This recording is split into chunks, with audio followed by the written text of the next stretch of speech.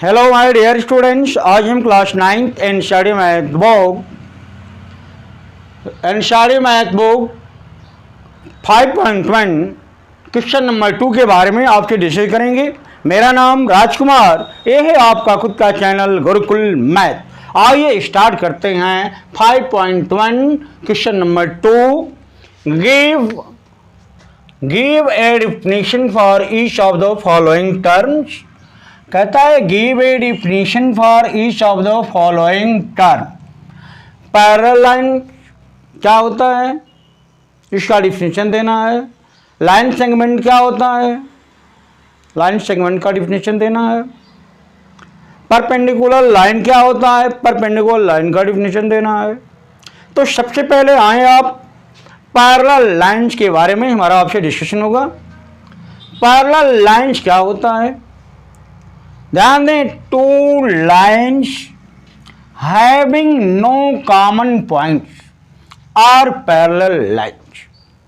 Having no common point, common का मतलब क्या होगा, कॉमन मतलब दोनों का कोई कॉमन पॉइंट नहीं है, मतलब दोनों कहीं मिल नहीं रहे, दोनों कहीं मिल रहे। मतलब ये क्या है, देखें ये आपका पैरेलल लाइन है, सीधे निकल जा रहा है, पहला पॉइंट क्लियर हो गया। दूसरी बात, दोनों के बीच का जो अंतराल है, जो डिस्टेंस है, वो हर जगह क्या होगा, सेम होगा, हर जगह क्या होगा, सेम होगा। चाहे यहां उसका क्या होगा, सेम होगा। मान लें ये डिफरेंस यहां जो होगा, जो यहां होगा वही यहां होगा, वही यहां होगा, मतलब इसके डिफरेंस में कोई अंतर नहीं, हर जगह क्या होगा, समान होगा। तो क्या होगा, पैरेलल लाइंस होगा। अब इसमें आता है दो चीज, लाइंस और पॉइंट्स आ रहा है। पॉइंट क्या होता है ना, जिसमें पॉइंट क्या है, मान लें ये पॉइंट आपका है, ये पॉइंट है। पॉइंट में आप क्या देख रहे हैं, इसमें ना तो लेंथ है, ना तो हाइट है, और ना तो क्या ब्रेथ है, ना इसमें लंबाई है, ना चौड़ाई है, ना ऊंचाई है। ये क्या है, पॉइंट है। क्लियर हो गया, क्लियर होगा। इट कैन नॉट मूव, ये घूम नहीं सकता, ये क्या है, ये पॉइंट है। आगे समझ में आती है बात लाइन की। लाइन क्या होती है, तो लाइन क्या होती है, लाइन क्या होती है, line is a collection of point. अभी पढ़ा आपने पॉइंट, तो line is a collection of point हो गया। अब क्या हो गया, लाइन का ना तो कोई एंडिंग पॉइंट होता है, ना कोई बिगिनिंग पॉइंट होता है। लाइन की कोई निश्चित लंबाई नहीं होती। For example sides of road जो है वो लाइन है आपका, साइड्स ऑफ रोड क्या है, लाइन है। तो लाइन का कोई निश्चित लंबाई नहीं होती, उसको क्या करते हैं, दोनों तरफ एक्सटेंडेड कर सकते हैं, बढ़ा सकते हैं। क्लियर है। तो लाइन क्या हो गया, line is a collection of point that extended both side, दोनों तरफ बढ़ाया जा सकता है, वो क्या है, पॉइंट क्या है, पॉइंट वह है जिसमें ना लेंथ है, ना ब्रेथ है, ना हाइट है। Point can not move, point घूम भी नहीं सकता। पॉइंट क्या है, छोटा सा क्या है, कोई दिक्कत। ये आपका पॉइंट्स हो गया, लाइन क्लियर हो गया। पैरेलल लाइन के बारे में बात हो रही है, तो पैरेलल लाइन भी आप जान गए। Two lines having no common point, जो आपकी टू लाइन्स है उसका जब कोई कॉमन पॉइंट नहीं होगा तो क्या होगा, पैरेलल लाइन्स होगी। पैरेलल लाइन्स के बीच का जो डिफरेंस होगा वह हर जगह क्या होगा, सेम होगा, हर जगह इक्वल होगा। पैरेलल लाइन को आप ऐसे इंडिकेट करते हैं, ऐसे क्या करते हैं, प्रदर्शित करते हैं। क्लियर हो गया। ये आपका पैरेलल लाइन इस तरह से, पैरेलल लाइन का, पैरेलल लाइन आपकी तीन तरह की हो सकती है। कै तरह की, तीन तरह की। ऐसे आप देख रहे हैं फिगर में, फर्स्ट क्या है, horizontal parallel lines, horizontal parallel lines हो सकती है, ये हॉरिजेंटल पैरेलल लाइंस है। आपका दूसरा वर्टिकल पैरेलल लाइन हो सकती है, वर्टिकल पैरेलल लाइन। और तीसरा आपका जो है ऑब्लिक्यू पैरेलल लाइंस हो सकती है। मतलब जो पैरेलल लाइंस को आप किस तरह से, एक तो आपने ये दिखा दिया horizontal parallel line, vertical parallel line और ऑब्लिक्यू पैरेलल लाइंस, इस तरह से तीन तरह से आप इसको क्या करते हैं। ये आपका जो पैरेलल लाइंस है वो हॉरिजॉन्टल लाइन भी हो सकता है, वर्टिकल लाइंस भी है और ऑब्लिक्यू भी हो सकता है। तो इस तरह से parallel line clear. Parallel line में आपने क्या पढ़ा, पैरेलल लाइन को आप हॉरिजॉन्टल, वर्टिकल और ऑब्लिक्यू में भी प्रदर्शित कर सकते हैं, दिखा सकते हैं। ये हो गया। पैरेलल लाइन में लाइन क्या होता है, पॉइंट क्या होता है, इस पर हमारे आपसे डिस्कस कर तो क्लियर हो गया। तो अब चलते हैं नेक्स्ट पॉइंट। अब चलते हैं next point. Perpendicular line, the lines means क्या, टू लाइन्स दैट इंटरसेक्ट और meet each other to form a right angle are called perpendicular line। ध्यान दें, the lines means क्या, two lines that intersect or meet each other to form a right angle are called perpendicular line। मतलब क्या हुआ, दो line की बात हो रही है, टू लाइन जो है इंटरसेक्ट करे या मिट करे और जो फॉर्म ऑफ एंगल हो वो 90 डिग्री का हो। मतलब क्या हुआ, दो लाइन आपस में मिले और दोनों लाइन के द्वारा क्या बने, 90 अंश का कोण बने, तो वह परपेंडिकुलर लाइन होगा। क्लियर है। आप लाइन आप देख रहे हैं, मान लें ये आपका है, ये मान लें, देखें क्या है, ए ओ और सी डी, ए आपका क्या है, लाइन है, जो भी मान लें। क्लियर है। ए ओ और सी डी आपस में मिला, कहां पे, पॉइंट ओ पे मिट कर दिया, या ए ओ इसको इंटरसेक्ट कर दिया। ठीक है, इंटरसेक्ट कर दिया तो ए ओ के द्वारा सी डी पर कितने डिग्री का एंगल बना, 90 डिग्री का एंगल बना। तो ए ओ जो है और सी डी के द्वारा क्या बना, 90 डिग्री का एंगल बना, इसलिए क्या हुआ, परपेंडिकुलर लाइन हुआ। तो क्या बोलते हैं आप इसको, ए ओ परपेंडिकुलर सी डी, मीन्स एओ जो लंब है सीढ़ी पर, मीन्स एओ के द्वारा सीढ़ी पर 90 डिग्री का एंगल बनता है। इस तरह से क्या, एओ सी जो है वो 90 डिग्री हो गया, और ये नहीं, एओ डी जो है वो भी क्या होगा, 90 डिग्री हो गया। अब क्या है, मान लें ऐसे बनता है, तो ये भी आपका है, ए बी क्या है, देखें ए बी सी, माने जो बी है, ए बी और बी सी के द्वारा, ए बी और बी सी दोनों एक जगह पर क्या किए, इंटरसेक्ट किए या मिले, मिट किए, तो इनके द्वारा कितने डिग्री का एंगल बन गया, 90 डिग्री का एंगल बन गया। इसलिए ए बी और बी सी क्या हो गया, दो लाइन हो गया, और दोनों लाइन के द्वारा 90 डिग्री का एंगल बना, इसलिए दोनों लाइन को आप क्या कहेंगे, परपेंडिकुलर लाइन। क्या कहेंगे, परपेंडिकुलर लाइन्स। क्लियर हो गया। अब क्या है, इसको क्या लिख सकते हैं, A B perpendicular B C and C D perpendicular B C. क्यों कि ए बी और सी डी दोनों बी सी पर 90 डिग्री का एंगल बन रहा है। क्लियर हो गया।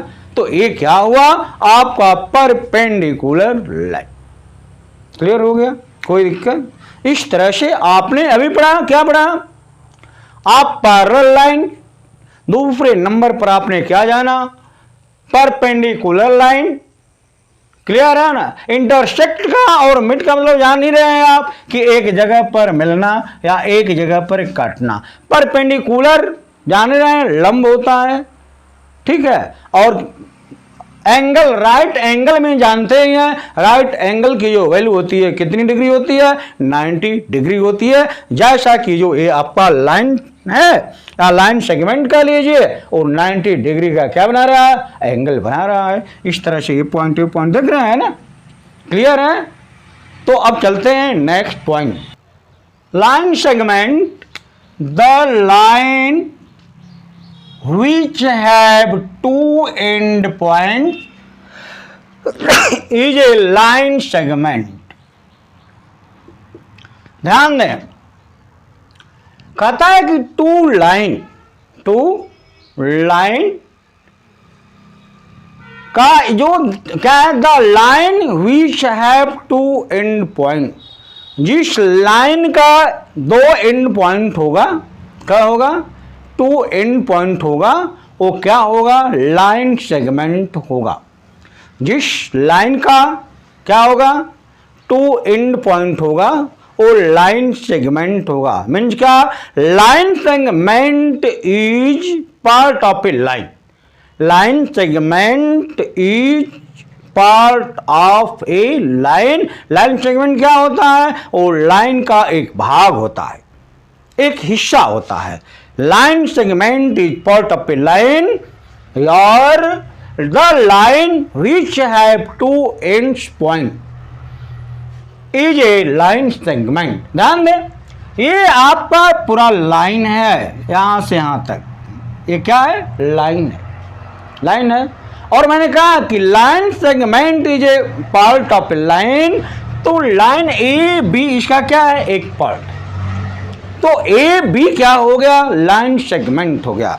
ए बी जो है ये आपका यहां से और यहां तक क्या हो गया, लाइन सेगमेंट हो गया, लाइन सेगमेंट ए बी। और पूरा यहां से यहां तक क्या है, लाइन है। और लाइन का एक भाग जो है ए बी को आप क्या कहेंगे, लाइन सेगमेंट कहेंगे। क्लियर। तो अब चलते हैं next point, radius of circle. The line segment from the centre of a circle to the circle is radius of a circle. ध्यान दें, कहता है लाइन सेगमेंट की बात अभी हुई है। लाइन सेगमेंट क्या होता है, लाइन सेगमेंट का दो निश्चित पॉइंट होता है, दो एंड पॉइंट होता है। जैसे ये यहां से ओ ए, एक पॉइंट ओ है और एक पॉइंट ए है, ओ भी निश्चित है और ए भी निश्चित है। ओ ए को मिलाया, ओ ए क्या हो गया, लाइन सेगमेंट हो गया। ओ ए क्या हो गया, लाइन सेगमेंट हो गया। Line segment clear. तो लाइन सेगमेंट हो गया, कहता है from the centre of a circle.